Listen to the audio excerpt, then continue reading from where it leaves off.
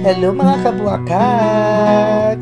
Ayan, for today's video ay i-flex natin ang aming mga naging karanasan noong aming pictorial bilang paghahanda sa aming graduation rites and moving up ceremony. And first time talaga namin itong ginawa dito sa Paloy Lumayog Elementary School ang mag-hire ng professional photographer mula sa 1-8 Portrait. Ayan po si Sir Raymond, siya po ang may-ari ng 1-8 Portrait or RGC Studio na makikita nyo at madali nyo ring hanapin doon sa kanilang Facebook page na 1-8 Portrait.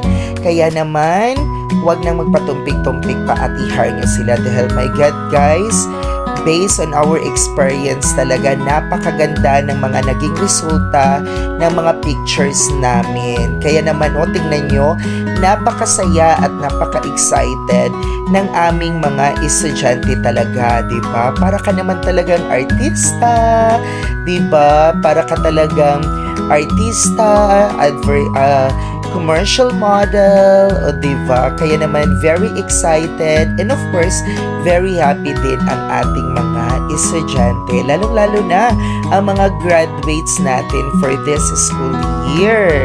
Kasi na ba naman, napakaganda ng mga naging resulta ng kanilang mga pictorials at of course talagang flinex nila sa kanilang mga Facebook account. So of course naman, bilang teacher at grade 6 advisor, of course very hands-on tayo sa habang nagpipictorial sila. Angel, tingnan niyo naman si Angel, very diba? Ang lakas mga ka-artista. Ayan. And of course, hindi lang mga graduates natin, even the kinder completers din natin ay nabigyan ng pagkakataon and chances, diba, na ma-feel talaga nila yung pro na pictorial or photoshoot talaga. Huwag nyo nang pansinin ang aking damit dyan dahil very singot kasi, dahil very hands-on ang inyong mama. And ang nakakatuwa din talaga sa 1-8 Portrait kasi sila din mismo yung nag-create at nagbibigay ng input kung ano ang magiging actions or post ng ating mga estudyante ng mga kinukuhanan talaga. Kaya naman nakakatuwa na parang it's a collaboration, no, of the school and also with the photographer. Ayan. Kaya ako talaga, no, parang natatagawan. Ano ba yung natatagawan sa Tagalog talaga? Yung parang super duper happy, natagaw. Ano ba natagaw sa Tagalog? My God, so paki-comment nyo na lang guys kung ano ba yung Tagalog sa natagaw. Basta ako natagaw ko kasi actually this is not my first time but first time na gawin sa school at sa mga estudyante naman. At kung tatanungin nyo ako kung magkano ba ang binayad, of course very affordable lang talaga siya guys.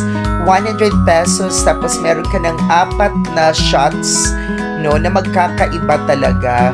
And ang nakakatuwa kasi sa 4 na shots na yun, magkakaiba siyang kuan is bibigyan ka pa nila ng photo frame, diba? Parang hard copy at bibigyan ka nila ng mga raw na mga pictures from the photo shoots. Kaya yung nakakatuwa doon. And super bait din talaga ng mga photographers, no? Lalong-lalo na yung may-ari na si Raymond.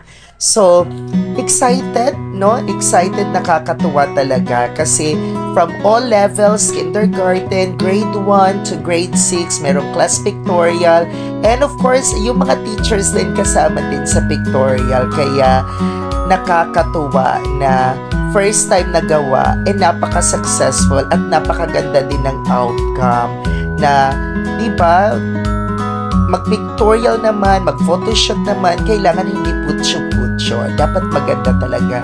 Kaya maraming salamat sa 1-8 Portrait for a very, very beautiful pictures talaga. Ayan. And sa susunod nating pagkikita of 1-8 Portrait, i-hire namin kayo ulit And sa mga hindi pa, nako guys, i-hire nyo na sila dito sa mga goy.